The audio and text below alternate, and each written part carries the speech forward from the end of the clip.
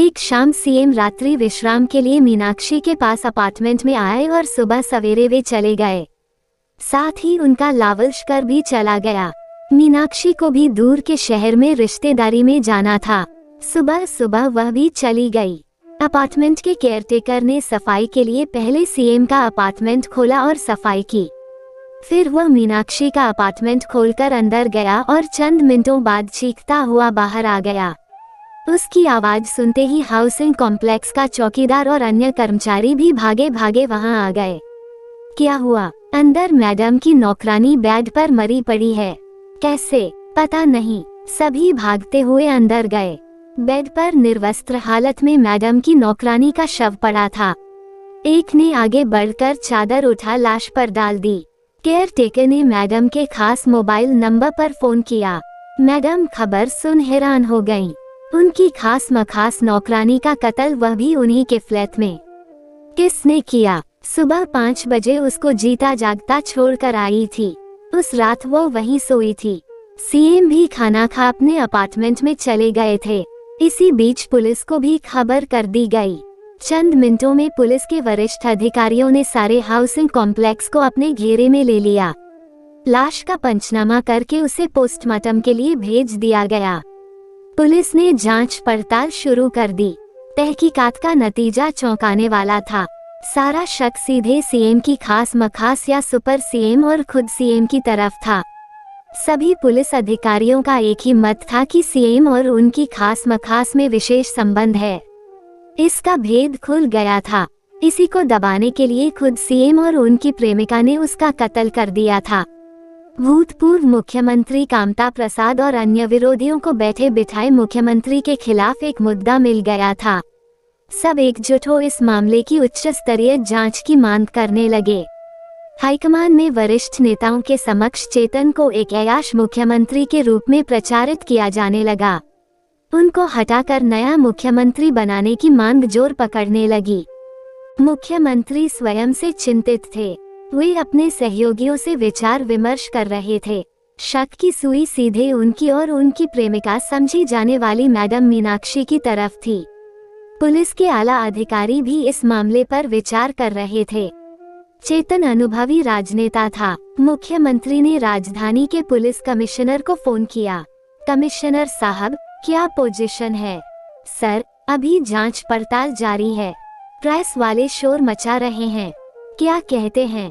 Press विज्ञप्ति की मांग कर रहे हैं। प्रेस कॉन्फ्रेंस में क्या दिक्कत है? इस पर पुलिस कमिश्नर खामोश हो गए। हेलो सर, जांच कर रहे अधिकारी का कहना है कि आपसे और मैडम से पूछताछ किए बिना प्रेस कॉन्फ्रेंस करना मुश्किल है। वह क्यों? मृतका मैडम की नौकरानी थी। उसका कत्ल उनके फ्लैट में ही हुआ था। आप और मैडम से पूछताछ जरूरी है। मुख्यमंत्री खामोश हो गए। उनके पास गृह मंत्रालय का भी कार्यभार था।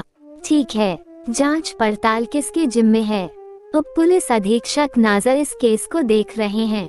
ठीक है, उनसे बोलो जब चाहे आ सकते हैं। Okay sir. मुख्यमंत्री ने फोन बंद कर अपने सहयोगियों की तरफ देखा। अपने कानूनी सलाहकार उच्च न्यायालय के वकील विनोद से पूछा, वकील साहब, हमें क्या करना चाहिए? आप पुलिस से सहयोग करें। अगर आप या मैडम कातिल नहीं है तब आपको सब कुछ जो पुलिस पूछे बताना चाहिए, वकील साहब ने कहा। ठीक है। तभी इंटरकॉम बज उठा। सर, डीएसपी नाजा आए हैं, भेज दो। सैल्यूट करने के बाद डीएसपी नाजा सामने रखी कुर्सी पर बैठ गए। तभी यही चेतन उनके सामने थाने में किसी काम के लिए आने पर चुपचाप खड़ा रहता था। आज वक्त की मेहरबानी से मुख्यमंत्री था और गृह मंत्री भी था। मुख्यमंत्री ने अपने सहयोगियों की तरफ देखा। सब इशारा समझ चले गए। क्या मैडम को यही बुलाएं? मुख्यमंत्री ने कहा। नो सर, मैं उनसे अकेले में पूछताछ करूंगा। ठीक है, क्या पूछना चाहते हैं आप? उस रात, मेरा मतलब जिस सुबह कत्ल हुआ, आप अपने अपार्टमेंट में अकेले थे? जी हाँ। और मैडम कहाँ थी? वह भी अपने अपार्टमेंट में नौकरानी के साथ थी।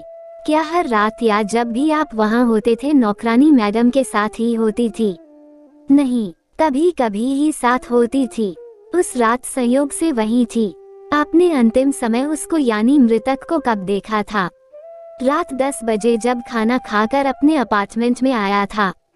क्या आपके और मैडम के अपार्टमेंट में आने जाने का कोई गुप्त रास्ता है? डीएसपी ने ये सवाल धीमे स्वर में किया। जब आप जांच पड़ताल के लिए मौकाए वारदात पर गए थे तब क्या आपको ऐसा कोई रास्ता या दरवाजा मिला था? मुख्यमंत्री के इस प्रतिप्रश्न पर डीएसपी नाज़ा उनकी तरफ देखने लगे। प्रत्यक्ष ऐसा रास्ता नहीं दिखा था और अप्रत्यक्ष हमारा अंदाजा था कि बेडरूम में स्थित वार्डरोब के अंदर ही ऐसा रास्ता था। फिर हमें वार्डरोब के अंदर भी ऐसा कुछ नहीं मिला। इस पर मुख्यमंत्री थोड़ा मुस्कुराए। थोड़ी देर खामोशी छाई रही। वहाँ ऐसा रास्ता है, वार्डरोब के अंदर ही है और वह मेरी तरफ वाले वार्डरोब से खुलता बंद होता है। मगर उस रात क्योंकि मेड मैडम के यहाँ मौजूद थी इसलिए उस रात उस दरवाजे का इस्तेमाल नहीं हुआ था, मुख्यमंत्री ने स्थिरता से कहा। डीएसपी गंभीर हो सोचने लगे। इस रहस्योद्घाटन से साफ था सीएम कातिल नहीं थे। तब क्या मैडम कातिल थी? मैडम ने मृतका को आखिरी बार कब देखा था? ये तो मैडम ही बता सकती हैं। अब और क्या पूछना था? अपनी डायरी बंद कर डीएसपी साहब उठ खड़े हुए। ओके सर, जरूरत पड़ी तो फिर मिलेंगे, कहकर डीएसपी साहब चले गए। उनके जाते ही मुख्यमंत्री ने मीनाक्षी को फोन किया। उसको कहा उन्होंने चोर दरवाजे के बारे में पुलिस को बता दिया है और उसको निर्देश दिया कि वह भी पुलिस से पूछताछ में सहयोग करे। डीएसपी नाज़ा मीनाक्षी के ब्यूटी पार्लर में पहुंचे। क्या आपकी नौकरानी का किसी से अफेयर था? नाज़ा ने मीनाक्षी से सवाल किया। मुझे इस बारे में कुछ नहीं मालूम। वैसे उसका कैरेक्टर कैसा था? इस पर वह खामोश हो गई। क्या जवाब दे? मैडम का अपना कैरेक्टर कैसा था? पुलिस का इशारा साफ था, जैसी मालकिन है वैसी ही नौकरानी थी। मैडम ने सवाल का कोई जवाब नहीं दिया। डीएसपी नाज़ा अभिवादन कर चले आए। मुख्यमंत्री और मैडम से डीएसपी नाज़ा की मुलाकात के बाद मीनाक्षी से डीएसपी नाज़ा को कुछ खास बात मालूम नहीं हुई। स्वयं पुलिस कमिश्नर ने प्रेस कॉन्फ्रेंस बुलाई। उन्होंने चुस्ती से सब सवालों के जवाब दिए। पोस्टमार्टम रिपोर्ट क्या कहती है? नौकरानी का कत्ल सुबह 5 से 6 बजे के बीच हुआ था और मृतका 4 महीने से गर्भवती थी।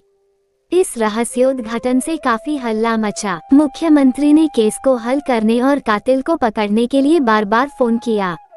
डीएसपी नाज़ा अपने ऑफिस में बैठे सोच विचार कर ही रहे थे कि तभी उनका मुंह लगा हवलदार मानचंद्र आ गया। वह बुजुर्ग था। सारी उम्र पुलिस की नौकरी करने के बाद अब हवलदार रिटायर होने वाला था। उसको फील्ड का काफी अनुभव था। साहब, सुना है कि मैडम की नौकरानी भी खूबसूरत और काफी दिलकश थी। फिर 4 महीने की प्रेग्नेंट बताते हैं। किससे ठहरा होगा गर्भ? यही पता चल जाए तो केस ही हल हो जाएगा। मौकाए वारदात से क्या बरामद हुआ था? तलाशी में कूड़ेदान में इस्तेमाल हुए आपत्तिजनक सामान और बेडरूम की मेज पर एस्ट्रे में बीड़ी के टुकड़े और एक दीवार के नजदीक बीड़ी के बंडल का खाली पाउच। क्या सीएम बीड़ी पीते हैं? पता नहीं, उनके पीए से पूछते हैं। पीए ने बताया मुख्यमंत्री स्मोक नहीं करते थे। हवलदार मानचंद्र एक साथी को ले हाउसिंग कॉम्प्लेक्स, जिसमें दोनों अपार्टमेंट थे, पहुंचा। थोड़ी पूछताछ से पता चला नौकरानी का उसी के गांव के एक नौजवान से चक्कर था। वह मैडम की गैरहाजिरी में मेल मुलाकात के लिए आता था। उस नौजवान का पता लगाकर पुलिस ने उससे पूछताछ की तो उसने कुछ भी बताने से इनकार कर दिया, लेकिन जब उसको 3rd डिग्री दी गई तो उसने सब कुछ बक दिया। उस सुबह वह मैडम के जाते ही आया था। तब वह काफी रोमांटिक मूड में था और हम बिस्तर होना चाहता था, मगर नौकरानी ने बुखार होने की वजह से मना कर दिया। तब उनमें झगड़ा हुआ था। तैश में उसने चुन्नी से उसका गला दबा दिया। कातिल पकड़ा गया, केस हल हो गया। मगर सीएम की छवि काफी प्रभावित हुई। उन्होंने मीनाक्षी से मिलना जुलना कम कर दिया। इसके बाद पहले मुख्यमंत्री ने और फिर मीनाक्षी ने अपना अपना अपार्टमेंट बेच दिया। दोनों में मेल मुलाकात अब औपचारिक रह गई थी। अपने ब्यूटी पार्लर के ऑफिस में बैठी मीनाक्षी सोच रही थी कि उसे पैसा और संपत्ति तो मिल गई, मगर और क्या हासिल हुआ। चेतन उसको एक सीढ़ी बनाकर मामूली कार्यकर्ता से मुख्यमंत्री बन गया। उसका समाज में सम्मान था, मगर क्या उसे वास्तविक सम्मान मिल सका? उसको राजनेताओं, अफसरों ने मुख्यमंत्री के समान ही भोगा। क्या कोई उसे अपनी पत्नी या पुत्रवधू बना सकता था?